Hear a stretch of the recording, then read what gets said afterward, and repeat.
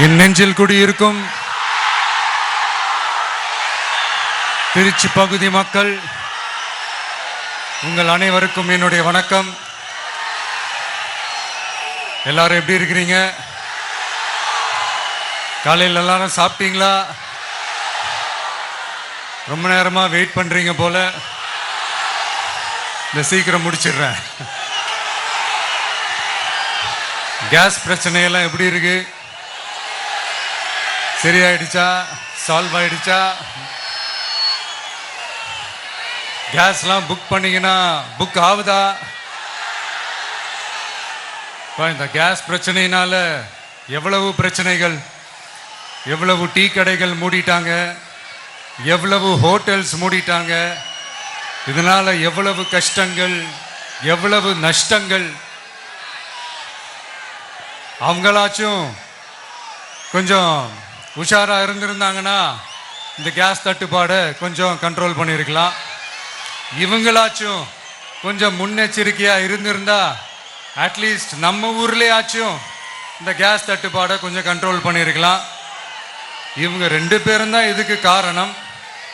ஆனா நம்ம ஸ்டாலின் சாரை கேட்டீங்கன்னா நமக்கு அதுக்கும் சம்பந்தமே இல்லையே அப்படின்பாரு.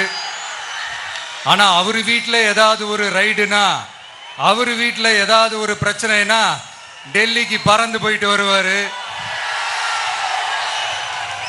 இந்த கேஸ் சிலிண்டர் பிரச்சனைக்கு கொஞ்சம் டெல்லிக்கு பறந்து போயிட்டு வரலாம்ல, கொஞ்சம் பிரயோஜனமாச்சு இருக்கும்ல.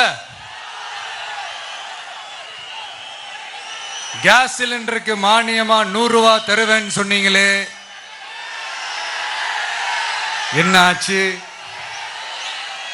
கரும்புக்கு ஆதார விலையா 4000 ரூபாய் தருவேன்னு சொன்னீங்களே, என்ன ஆச்சு? இந்த ரேஷன்ல சர்க்கரை 1 கிலோ எக்ஸ்ட்ரா தருவேன்னு சொன்னீங்களே, என்னாச்சு? ரேஷன்ல உளுந்தம்பருப்பு கொடுப்பேன்னு சொன்னீங்களே, என்னாச்சு? நானும் இது எத்தனை வாட்டி ரிப்பீட் பண்றதுன்னு எனக்கு தெரியல. நீட்டை ரத்து செய்வோம்னு சொன்னீங்களே, என்னாச்சு? ஸோ எதெல்லாம் அவரால் செய்ய முடியாதோ அதையெல்லாம் பொய் வாக்குறுதிகளாக கொடுத்து ஏமாத்துறது தான் இவருடைய வேலையே. இப்போ அடுத்த செட் ஆஃப் இந்த பொய் வாக்குறுதிகளை ரெடி பண்ணிட்டாரு. அதனால அவரை மாதிரி நாங்க பொய் வாக்குறுதிகள்லாம் கொடுக்க மாட்டோம். மக்களுடைய தேவைகள் என்னன்னு சரியா புரிஞ்சுக்கிட்டு அதுக்கு ஏற்ற மாதிரி தான் நாம செயல்படுவோம்.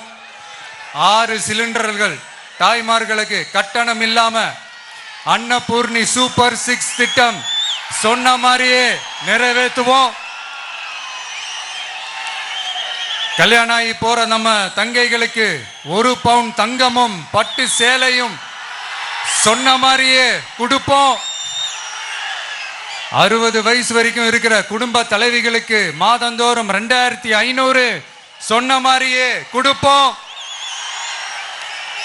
என்னுடைய அம்மா, அக்கா, தங்கைகள் எல்லாருமே தமிழ்நாட்டில் எந்த மூலையிலிருந்து எங்க வேணாலும், தமிழ்நாட்டுக்குள்ள எந்த பஸ்ல வேணாலும் ஃப்ரீயா சொன்ன மாதிரியே ஃப்ரீயா போகலாம். கல்வி, ரேஷன், மருத்துவம், குடிநீர், சாலை வசதி, பஸ் போக்குவரத்து, இந்த மாதிரி அடிப்படை விஷயங்கள்ல தான் எங்களுடைய முதல் கவனம் இருக்கும். நான் ஏற்கனவே சொன்னது மாதிரி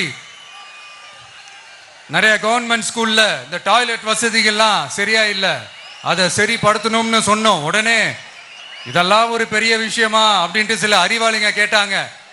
அந்த அடிப்படை வசதிகள் இல்லாததுனால தான் ஒரு 12th ஸ்டாண்டர்ட் படிக்கிற பொண்ணு ஒரு அவசரத்துக்கு ஒரு காட்டு பக்கம் ஒதுங்கினாங்க. என்னாச்சு? இந்த உலகத்தை விட்டே போயிட்டாங்க. அதுக்கு என்ன காரணம்? இந்த மாதிரி அடிப்படை வசதிகள் இல்லாததான் காரணம். அதனால என்னுடைய தாய்மார்களே, உங்களுக்கு பாதுகாப்பு இல்லாத இந்த அடிப்படை வசதிகள் கூட செஞ்சு கொடுக்காத இந்த தீய சக்தி திமுக அரசை என்ன பண்ணலாம்? தூக்கி வீசி அறிவோமா? எதுக்கு இப்ப அங்க இங்க சுத்திக்கிட்டு நம்ம ஊருக்கே வருவோம், நம்ம திருச்சிக்கே வருவோம். இங்க ஒரு மந்திரி இருக்கிறாரு, நகராட்சி துறையில வேலை வாங்கி தரதா சொல்லி கோடிக்கணக்கான பணத்தை லஞ்சமா வாங்கிக்கிட்டு தகுதியானவங்களுக்கு எல்லாம் வேலை வாய்ப்பு கிடைக்காத அளவுக்கு பண்ணிருக்கிறாரு. இதெல்லாம் எவ்வளவு பெரிய ஒரு ஏமாத்து வேலை. அதனால நம்ம தம்பி தங்கைகளே, உங்களுக்கு இந்த வேலை வாய்ப்பை பறிச்ச இந்த ஸ்டாலின் சார் சர்க்காரை என்ன பண்ணலாம்? தூக்கி வீசி எறிவோமா? உங்களுக்கு இந்த பாதுகாப்பு இல்லாத, சட்டம் ஒழுங்கு சரியில்லாத இந்த தீய சக்தி திமுக அரசை என்ன பண்ணலாம்? தூக்கி வீசி எறிவோமா?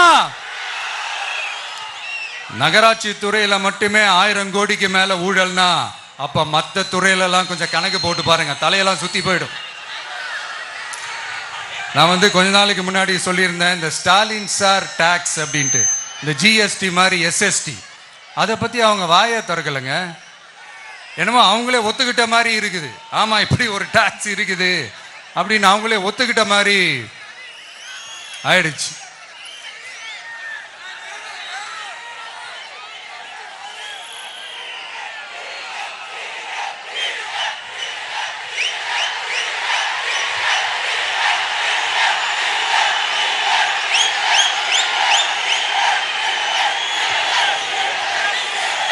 இந்த கல்லூரி பேராசிரியர்கள், கல்லூரி உதவி பேராசிரியர்களுக்கு அந்த போஸ்டிங்க்கு 2000 பேருக்கு மேல அந்த வேலை கொடுப்போம்னு சொன்னாங்க. கடைசியில் எத்தனை பேருக்கு கொடுத்தாங்க தெரியுமா? வெறும் 5 பேருக்கு. 2000 எங்க, இந்த 5 எங்க? அதனால இதெல்லாம் வெறும் அறிவிப்புகள் மட்டும்தான். இது மாதிரி லட்சக்கணக்கான காலி பணியிடங்களை நிரப்புவோம்னு சொன்னாங்க. அதுவும் என்ன ஆச்சுன்னு தெரியல. இதெல்லாம் வெறும் அறிவிப்புகள் மட்டும்தான். இதனால ஒரு யூஸுமே கிடையாது. யூஸ்லெஸ் கவர்மெண்ட் இது. அது மாதிரி 100% ஒரு நியாயமான ஒரு ஆட்சியை நாம கொடுப்போம்ங்க. 100% நீங்க இந்த விஜய நம்பலாமுங்க. நீங்க நம்புறீங்கன்னு எனக்கு தெரியும். அதனாலதான் என்னுடைய சொந்த பந்தங்களாகிய உங்ககிட்ட எனக்கு அந்த உரிமை இருக்கு. எனக்கு ஒரு வாய்ப்பு கொடுங்க, எனக்கு ஒரு சான்ஸ் கொடுங்கன்னு உங்ககிட்ட கேட்காம வேற யாருக்கிட்ட நான் கேட்பேன்? அதனால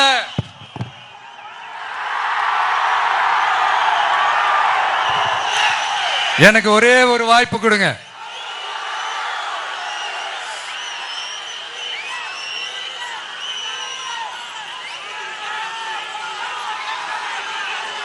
இருந்தாலும் ரொம்ப முக்கியமா ஒன்ன நீங்க ஆழமா மனசுல வச்சுக்கணும்.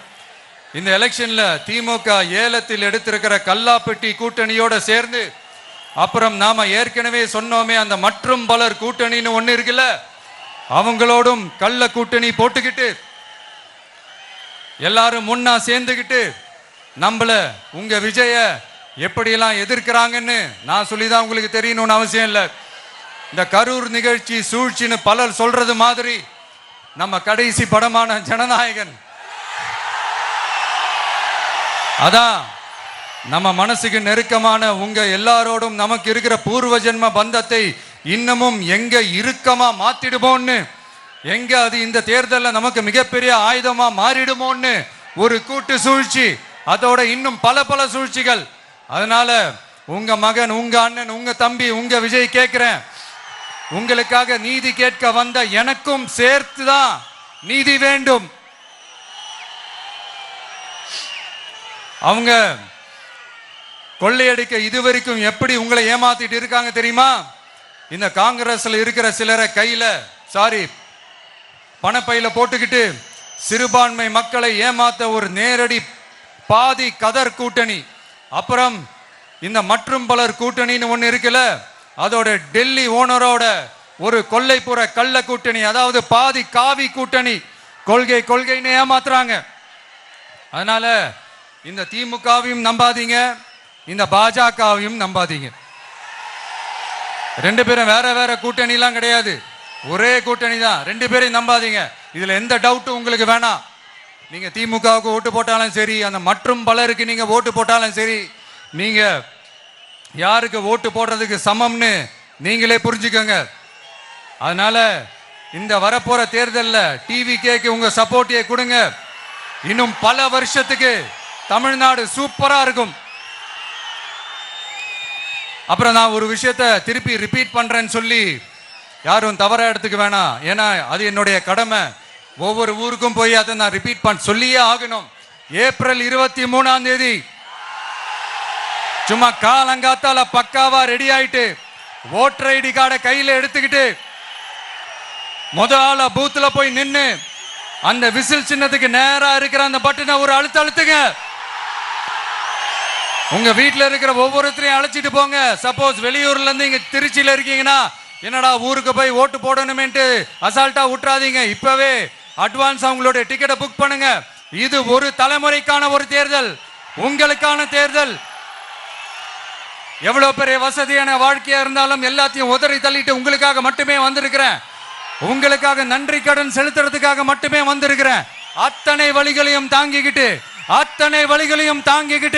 உங்களுக்காக மட்டுமே வந்திருக்கிறேன். ஒரு நாளும் பொய் சொல்லி உங்களை நான் ஏமாத்த மாட்டேன். இந்த 4 முனை போட்டி 40 முனை போட்டின்னு எத்தனை முனை போட்டின்னு வந்தாலும் இங்க 2 முனை போட்டி மட்டும்தான். ஒன்னு டிவிகே, இன்னொன்னு டிஎம்கே. மக்கள் விரோத ஆட்சி நடத்துற ஸ்டாலின் சார் வேணுமா, மக்களை நேசிக்கிற விஜய் வேணுமா? அவ்வளவுதான் இந்த தேர்தலே. அதனால உங்க விஜய்க்கு, உங்க அண்ணனுக்கு, உங்க தம்பிக்கு, உங்க பிள்ளைக்கு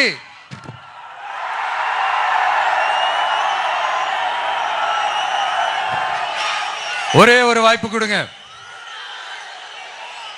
தயவு செஞ்சு விசில் சின்னத்துக்கு ஓட்டு போடுங்க. இது ஒரு விசில் புரட்சி தேர்தலா இருக்கணும். இங்க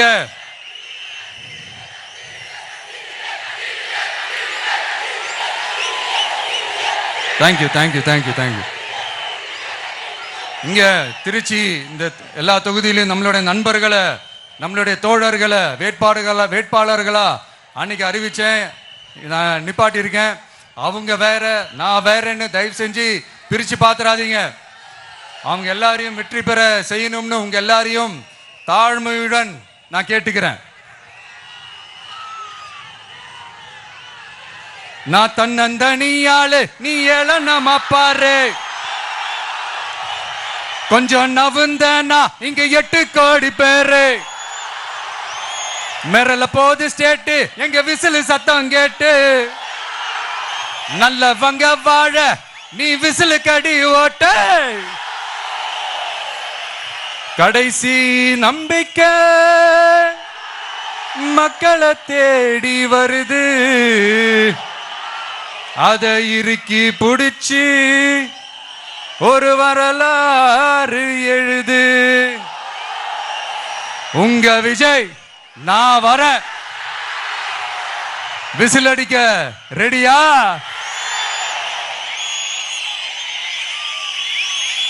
கான்பிடண்டா இருங்க. நல்லதே நடக்கும். வெற்றி நிச்சயம். மீண்டும் சந்திக்கும் வரை நன்றி, வணக்கம்.